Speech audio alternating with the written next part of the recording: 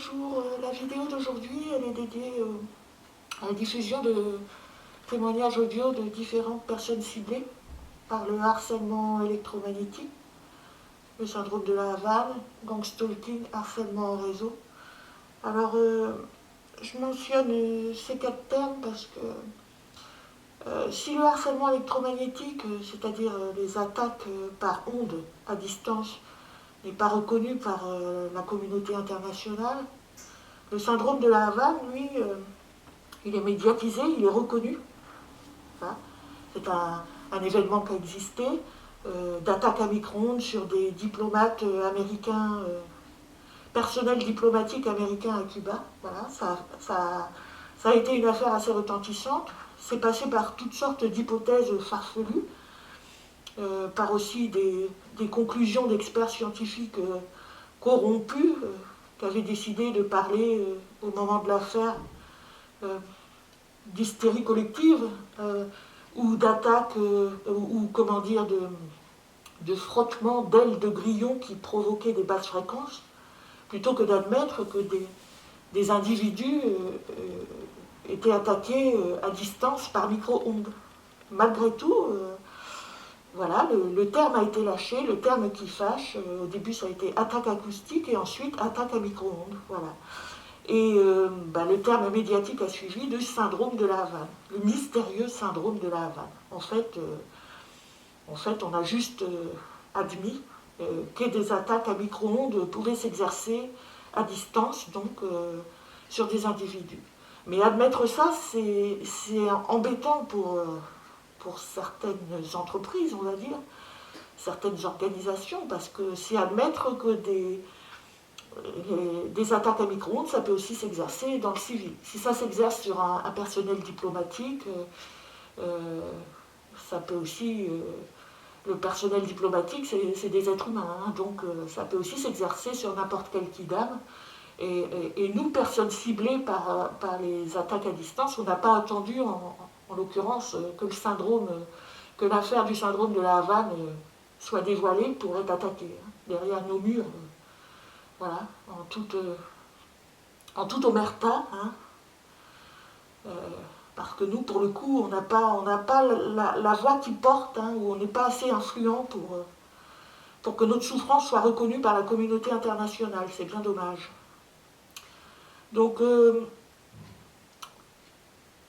du coup, le harcèlement électromagnétique et syndrome de la Havane, c'est la même chose, sauf qu'il y a un terme qui n'est pas reconnu, et il y en a un autre qui est plus intégré, on va dire, et qui, on espère, nous servira pour dénoncer ce qu'on subit depuis des années chez nous, partout, en permanence, des attaques à distance. Donc, via un procédé high-tech dont une certaine complexité peut encore nous échapper, parce qu'il faut reconnaître quand même que ça passe par des éléments qui font froid dans le dos, et qu'on est bien, nous, obligés de reconnaître puisqu'on les subit.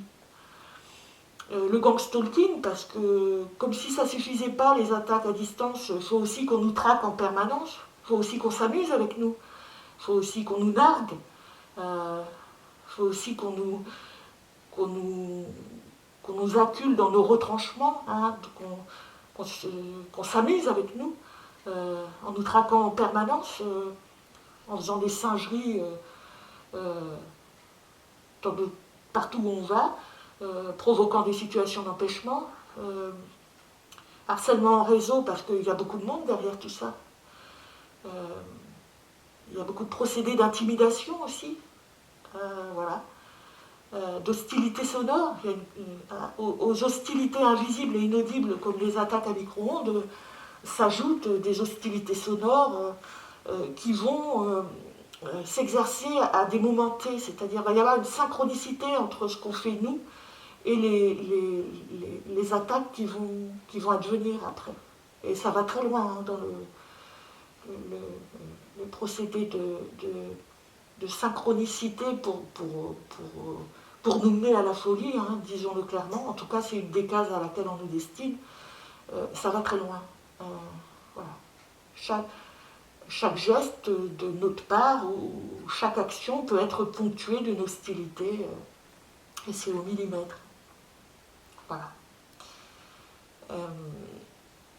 ça passe aussi, puisque c'est un procédé high-tech, c'est de la haute technologie qui est utilisée. Il n'y a pas que dans cette technologie-là, il n'y a pas que les attaques à distance par micro-ondes. Il y a aussi toute une sorte de connexion à nous, à notre corps, à notre cerveau, qui passe par des voies dans le crâne. Ce procédé utilisé par les individus sadiques, disons-le clairement, parce qu'ils ne sont pas que malveillants, il faut quand même aussi avoir le sadisme nécessaire pour, je dirais, pour exercer ce type de persécution. C'est pas donné non plus. Ça peut être donné à n'importe qui, dans le sens où toute personne ayant des conditions favorables à sa disposition peut éventuellement, à partir du moment où le pouvoir est en jeu, si on peut l'exercer en toute impunité en plus, pourquoi pas. Voilà. C'est une question après de toute puissance, de sentiment de toute puissance, de domination, et puis de plaisir pris dans la souffrance de l'autre, d'où le terme sadisme. Et c'est vrai que c'est un peu accessible à tout le monde. Ce qui serait en revanche peut-être difficile d'accès, c'est avoir ça à sa portée et ne pas l'utiliser. C'est plutôt dans ce sens-là que c'est difficile. Voilà. Donc, passer donc par permettre ce procédé de haute technologie permet aussi de faire entendre des voix dans le crâne, de passer par la télépathie artificielle. Enfin bref, on est un peu mangé à toutes les sauces. Alors, ça peut différer dans le quotidien d'une cible à l'autre. Certaines n'auront pas des voix dans le crâne, d'autres si, d'autres ça passera plutôt par une sorte de télépathie artificielle, d'autres par des attaques à micro-ondes seulement, et il y a d'autres cibles encore qui cumuleront tous les effets. Voilà. Donc, les témoignages que vous allez entendre là, de personnes qui sont ciblées par ce dispositif, moi y compris, on ne s'est pas levé de bon matin en se disant bah, tiens, on va se regrouper, puis on va dire qu'on est attaqué à distance par un procédé high-tech. C'est pas comme ça que ça s'est passé. La plupart d'entre nous, on ne s'est jamais rencontrés dans la réalité. Ce qui nous relie, c'est cette souffrance permanente. Ce procédé qui n'est quand même pas commun, complexe, il est complexe, il est nié. Il est nié depuis des années par les autorités. La haute technologie vraiment va loin dans son processus de destruction d'une personne. Et c'est ça qui nous relie avant tout. C'est pas, on n'a pas, ça nous est tombé dessus comme ça. Il n'y a pas vraiment de point commun qui ferait que c'est nous qui sommes ciblés plutôt que d'autres. D'ailleurs, le nombre de cibles ne cesse d'augmenter partout, que ce soit en France, en Europe, dans le monde. Il y a de plus en plus de personnes ciblées par ce dispositif, et donc de plus en plus de harceleurs aussi qui l'utilisent. Et on vient de toutes conditions, de tous horizons, on est de toutes conditions sociales, de toutes origines, des hommes, des femmes, de tous les âges. Et ça nous est tombé dessus à un moment donné, et ça peut arriver à n'importe qui. Donc, voilà, on essaie de survivre malgré tout, malgré tous les effets qu'on essuie. Les témoignages que vous allez entendre, c'est des personnes... Alors ça se fera en deux parties parce que ça risque d'être assez long sur une seule vidéo. Mais les premiers témoignages que vous allez entendre, c'est des personnes ciblées par tout ce que je viens de mentionner. Et même si on a du mal à être crédible, il faut savoir que ces personnes-là souffrent avant tout. Merci de faire l'effort d'écouter les témoignages jusqu'au bout. Bonne journée.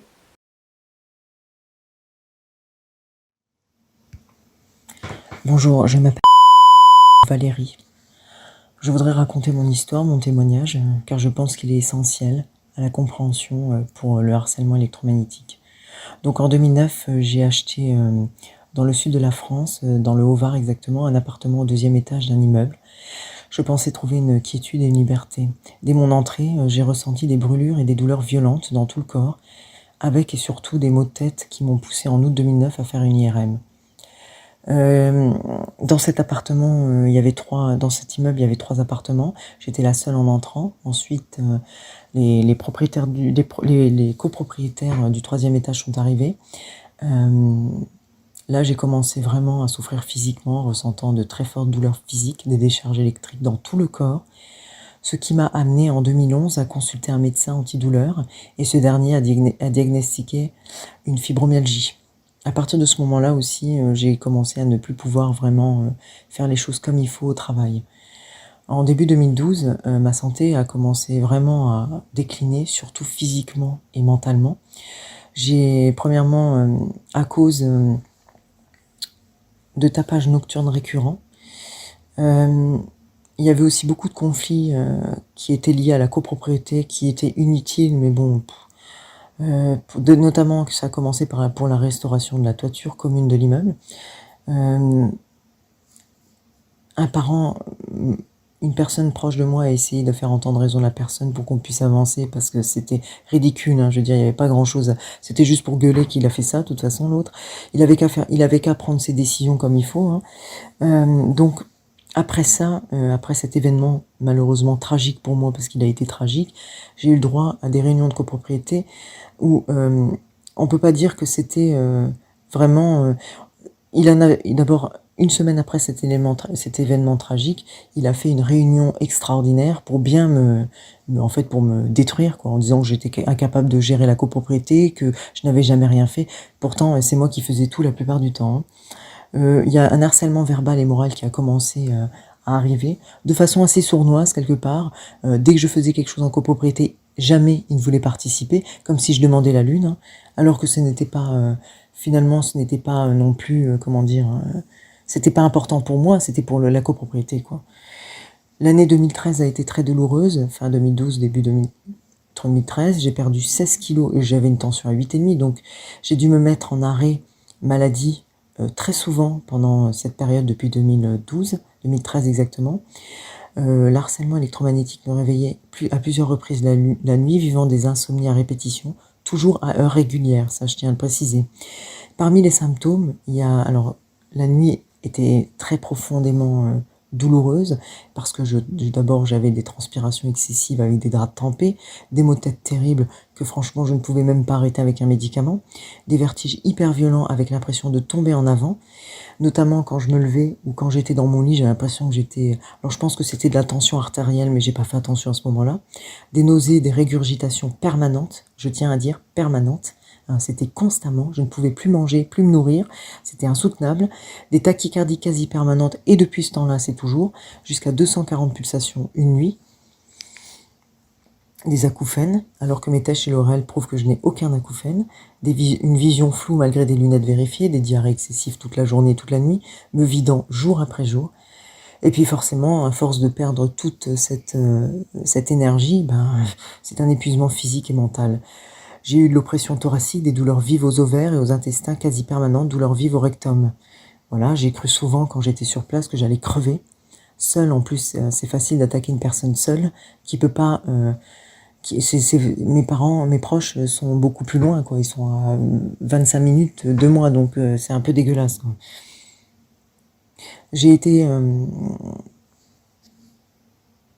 J'ai aussi, lors de mes consultations, je n'ai cessé de dire aux médecins qui me suivaient que mes symptômes n'avaient aucun rapport avec mon fonctionnement personnel. D'abord, j'ai été rarement malade physiquement, et ça a vraiment commencé depuis la rencontre de mes voisins. Et puis, il y a une chose que je vais signaler, je ne fais jamais de diarrhée. Je suis quelqu'un qui suis constipé parce que j'ai un côlon très long, donc c'est pas logique. Pendant toute cette période, ils n'ont pas cessé de me harceler par des tapages nocturnes récurrents, répétitifs, me réveillant chaque nuit. Et aussi, j'ai pu remarquer à plusieurs reprises en faisant des allers-retours incessants, la nuit, comme ça, à heure fixe. On ne sait pas pourquoi, hein, c'est là où on se pose des questions. Donc, 2013, je reviens vers 2015, fin 2015, je crois. En 2016, tout recommence, comme d'habitude. On sent là qu'il y a de l'excitation. On sent, puisque je donne définitivement ma démission en copropriété en mai 2016. Parce que je sens que le vent tourne et que de toute façon, je ne suis pas légitime, premièrement. Une nuit, alors que j'essayais de me reposer chez moi, j'ai ressenti une charge électrique terrible dans la pièce. Il faut savoir que mon logement était pas insonorisé et que tous les murs étaient en placo et que ça vibrait carrément. J'avais les placos qui vibraient. C'était horrible, hein, quoi, je veux dire vraiment. Donc j'ai décidé de sortir de chez moi et d'appeler la police. Après cet événement, ça a été l'horreur absolue. C'est simple. Tout ce qui concernait la copropriété était horrible. Tout ce qui concernait eux, leur façon d'agir était terrible parce qu'en fait, ils sont alliés avec des proches pour me faire subir un harcèlement permanent sur tout, téléphonique, PC, ils étaient un regard de tout, un cybercontrôle permanent. D'ailleurs, on le voyait puisqu'il laissait des traces. Hein. Un cybercontrôle, il y avait un cyberharcèlement, une cybertorture permanente aussi. À partir du moment où j'ai appelé la police, cet événement-là a été le plus difficile parce que en fait, j'ai pu découvrir que j'étais sous influence électromagnétique, puisqu'à partir de ce moment-là, mon voisin, mon ex-voisin, à partir du moment où j'ai appelé la police, m'a fait une surveillance permanente par V2K, par Voice to Skull, où il commentait en permanence ma vie privée et intime, ce que je vivais, ce que je faisais, ce que je disais, ce que je pensais, et commentait tout à haute voix, dans tous les lieux, bureaux, professionnels, je veux dire, à la maison et quand j'étais avec mes proches en permanence. Puis alors, c'était vraiment des saloperies, c'était sans cesse du dénigrement. Ils ont essayé de me rendre vulnérable, ils ne font que ça d'ailleurs, parce que moi je suis en train de perdre mon emploi, j'ai une santé très fragilisée. Ils ont essayé de faire en sorte de me faire comprendre que c'était mes parents qui me voulaient du mal, mes proches. Donc j'ai découvert après que c'était faux en demandant à mes proches, puis je me doutais bien que c'était pas possible. Ils m'ont poussé au suicide pendant 1 an et demi. J'ai été obligée de m'hospitaliser. J'ai vécu un enfer psychiatrique où j'ai eu du mal à remonter à remonter dans la vie, quoi. J'ai constamment vécu des choses. J'ai déménagé en quittant la copropriété pour éviter justement qu'il continue à me harceler. Il a continué à me harceler malgré tout. Quand j'étais chez moi, à 25 km de lui, cette personne a continué à me harceler et j'ai pu donc porter plainte grâce à un élément important. C'est que quand je me suis enregistrée sur le dictaphone pour le procureur de la République, mon ex-voisin a posé sa voix. Donc j'ai pu aller voir un ingénieur du son qui a reconnu qu'il y avait immixtion de voix. Donc voilà, donc à partir de ce moment-là, j'ai porté plainte et ces plaintes ont été très difficiles parce qu'il y a eu le Covid, parce qu'il y a eu du harcèlement très violent, très très violent sur ma personne, des surchauffages de PC et une écoute excessive sur mon portable jusqu'à épuisement des batteries. Voilà, donc depuis 2009, je vis que ça, c'est constant, je n'ai plus de vie privée, je n'ai plus de vie intime, ni personnelle et professionnelle. Donc voilà, j'ai fait une plainte en juin 2020. Depuis ça, alors les plaintes, il y en a eu pas mal, il y en a au moins 8, dont 2 internationales. Seulement, bon voilà, il n'y a pas beaucoup de réactions. Voilà. Je ne doute jamais, je n'ai pas douté du tout de la responsabilité de mon ex-voisin, c'est bien pour ça que j'ai porté plainte, parce que j'avais mis de côté certaines choses qui s'étaient passées dans la copropriété, notamment des lettres où je dénonçais son harcèlement permanent.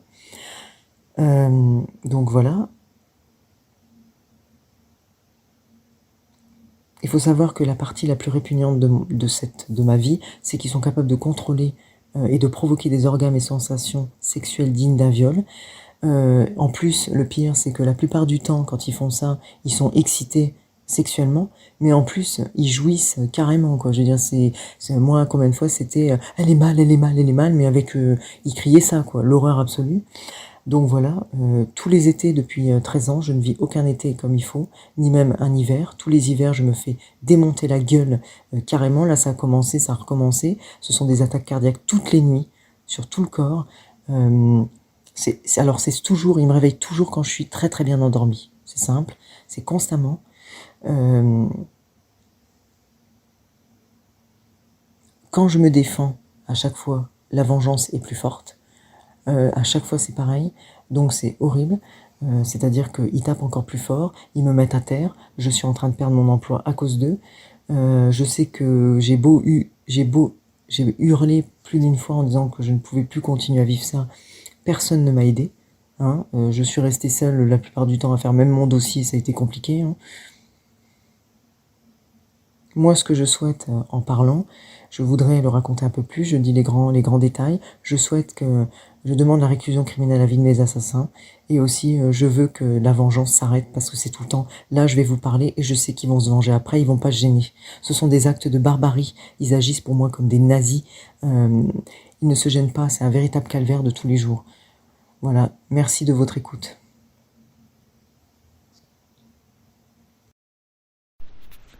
Bonjour, je m'appelle Guillaume. Comme pour beaucoup, mon harcèlement a commencé dès mon arrivée dans mon dernier appartement, le 1er 12 2019.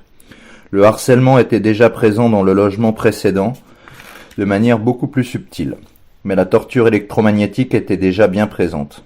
Dès mon arrivée dans le dernier logement, j'ai compris qu'il y avait un problème et qu'il ne venait pas de moi. J'ai commencé à subir des tortures électromagnétiques quotidiennement de manière tellement nombreuses que toutes les citer seraient compliquées.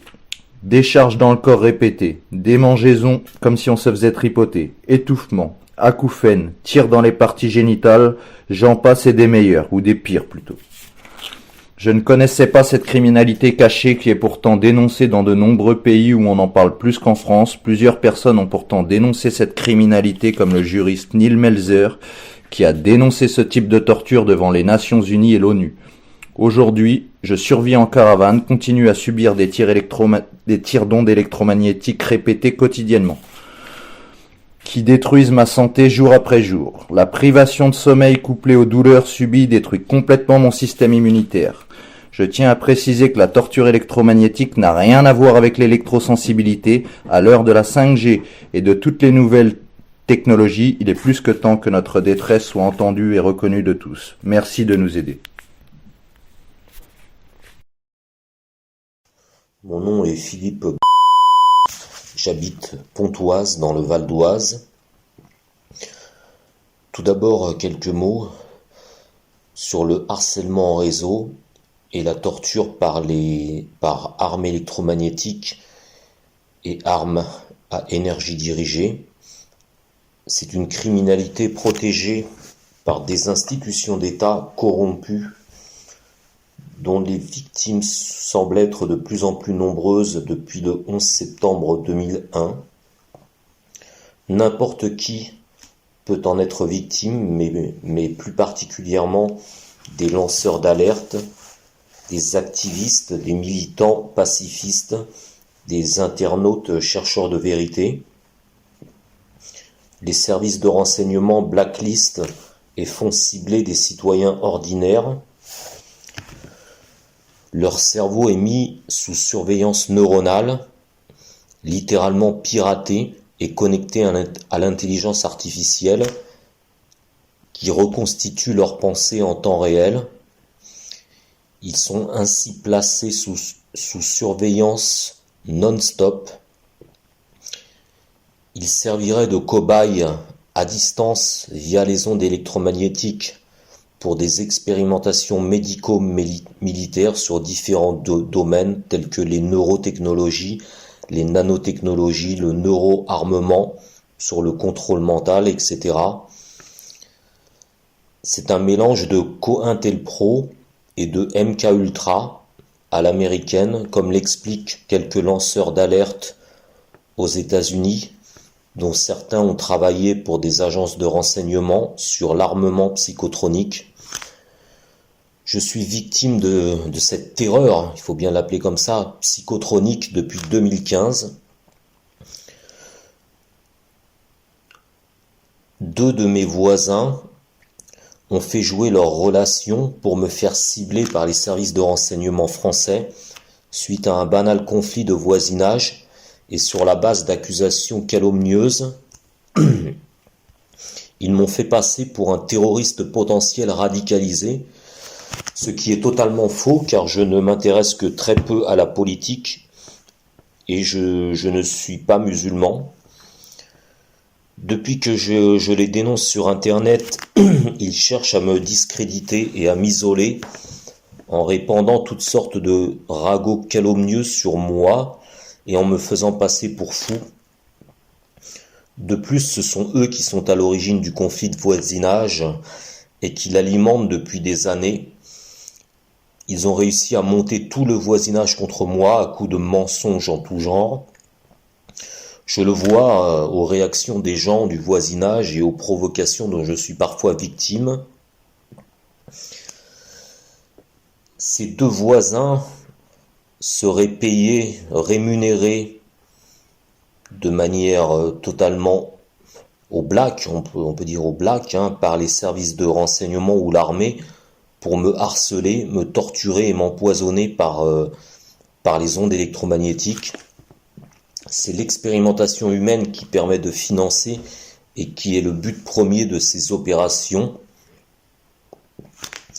Ils s'en prennent aussi parfois à mes parents qui sont âgés de 87 et 91 ans et surtout à ma mère depuis que je les dénonce. C'est clairement du chantage.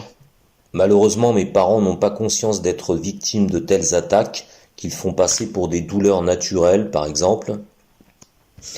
Ils utilisent du matériel high-tech et une application informatique militaire qui permet de traquer une personne par satellite et de l'attaquer par les ondes électromagnétiques ou par armes à énergie dirigée, provoquant des pathologies qui peuvent être graves et invalidantes. Clairement, ce sont de véritables tortionnaires psychopathes, comme il en existe des milliers en France, dans ces réseaux secrets de harcèlement électromagnétique et de harcèlement criminel en réseau, payés grassement, d'après les informations qu'on en a, aux frais du contribuable pour harceler, torturer et empoisonner des citoyens innocents qui servent de victimes, qui servent de cobayes, à différents types d'expérimentations, comme je l'ai indiqué avant. Et le but final de l'opération est l'élimination de la personne ciblée, soit en la poussant au suicide, en la rendant folle, ou en lui provoquant des maladies mortelles.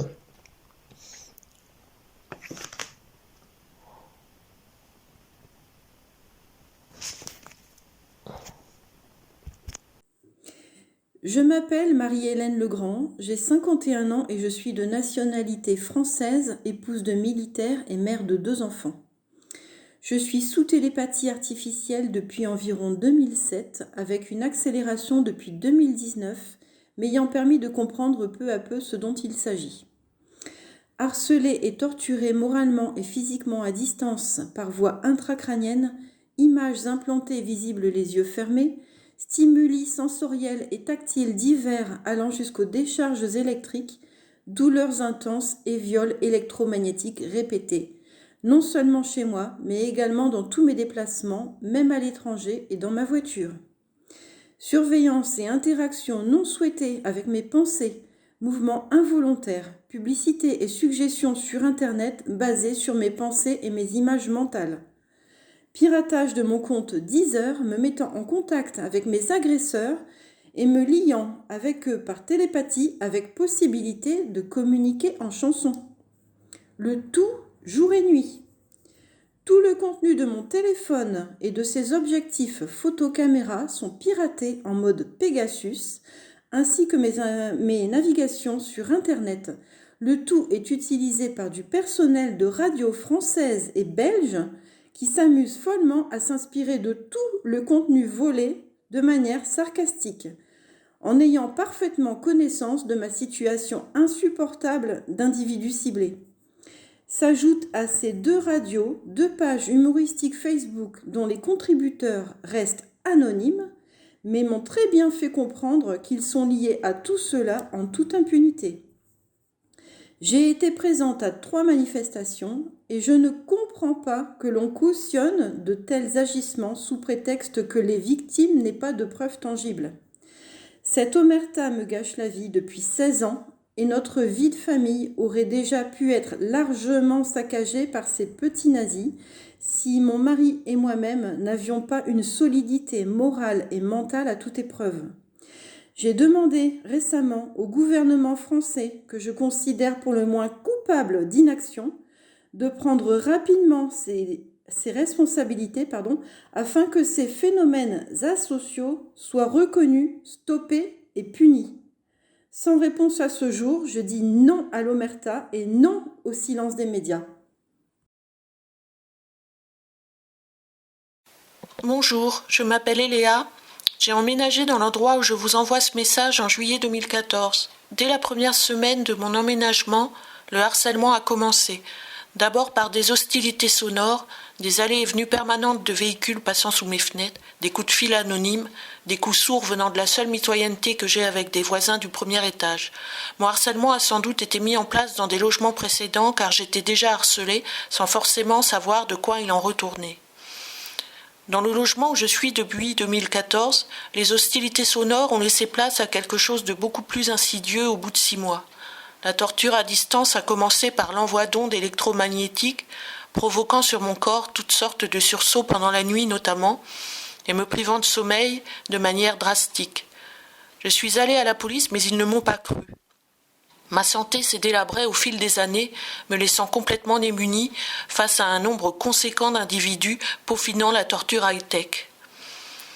À la privation de sommeil se sont ajoutées des douleurs dans les mains, les jambes, la tête, comme des sortes de décharges de courant à chacun de mes mouvements, des démangeaisons faciales, des étouffements, éternuements et tout irrépressible, acouphènes, arythmies cardiaques, et j'ai fini par développer une asthénie qui fait qu'aujourd'hui, je me traîne comme une petite vieille. De nombreux tirs d'ondes dans les seins et le stress du harcèlement permanent ont sans doute participé à l'apparition d'un cancer du sein en 2019. La brutalité exercée contre moi s'est poursuivie pendant ma chimiothérapie et je ne dois mon salut qu'à l'arrêt du confinement à l'époque qui m'a permis de partir en convalescence loin de chez moi pendant quelques mois. À mon retour, le harcèlement a repris avec le même acharnement. Je sais aussi que si je déménageais, il reprendrait de la même manière. Je suis coincée ici, sans possibilité de sortie comme beaucoup d'autres personnes ciblées à travers le monde. À l'heure où je vous envoie ce message, les harceleurs décident de mon sommeil, de sa durée, si j'ai le droit ou non de faire une sieste, de m'accorder ou m'interdire selon leur bon vouloir, sachant que chaque mouvement de ma part se soldera ou pas d'un châtiment distribué par des individus animés d'un sentiment de toute puissance et d'impunité leur permettant à peu près tout. Mes nombreux courriers et vidéos expliquant ma situation à l'armée, au ministère de la Justice, aux défenseurs des droits, à l'ONU, à la DGSI sont restés lettres mortes. Malgré tout, je garde espoir que l'omerta concernant cette forme de harcèlement particulièrement perverse se brise et que des journalistes se penchent sur notre situation. Pour toute information complémentaire, vous trouverez le détail de mon harcèlement sur mon blog, La Proscrite, tout en minuscule attaché, .canalblog.com et sur ma chaîne YouTube Harcèlement électromagnétique. Je vous invite également à taper dans Google les mots-clés Targeted Individuals, individus ciblés en français, afin de vous rendre compte du fléau souterrain que représente la torture à distance dans le civil. Vous trouverez forcément sur le net les théories les plus fantaisistes sur le sujet afin de noyer le harcèlement que nous subissons dans des thèses complotistes les plus invraisemblables parfois. Mais c'est pourtant une réalité. Le syndrome de la Havane et ses attaques à micro-ondes s'exercent sur des civils depuis des années. Merci de nous aider. Bonjour, je me prénomme Sébastien et je suis victime d'harcèlement en réseau que l'on nomme gang stalking en anglais et qui est une version modernisée des persécutions qui ont été faites en RDA par la Stasi durant les années 1970 et 1980. Pour commencer, on m'a placé, comme toutes les victimes, sur une liste de probables terroristes américains nommée TSDB qui permet de nous mettre, dans beaucoup de pays dont la France, sous géolocalisation GPS si on a une voiture, sous géolocalisation GSM et sur écoute téléphonique de façon légale. La suite des persécutions est un programme sur mesure. Certaines personnes ont commencé à colporter des infâmes rumeurs que je suis un probable terroriste ou un violeur de femmes ou d'enfants. J'entends aussi chez moi des bruits de travaux de bricolage anormaux et bien trop réguliers de mes voisins dans mon appartement. Mes rendez-vous administratifs et médicaux sont parfois annulés en cascade. J'ai un nombre illogique de soucis administratifs à régler. On m'a déjà volé du courrier. On me fait journellement du théâtre en pleine rue, comme des personnes faisant demi-tour en vous voyant. des voitures qui ralentissent sans raison en passant devant moi, des personnes faisant des soi-disant selfies dans des rues anodines en braquant la caméra frontale de leur smartphone dans ma direction et non vers la leur, des piétons fonçant soudainement vers vous sans raison en feignant de ne pas vous avoir vu, des voisins qui rentrent et sortent de chez eux en même temps que vous.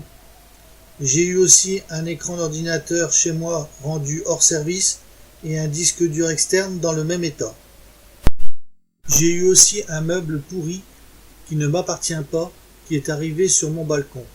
J'ai eu aussi un pneu crevé, etc., etc.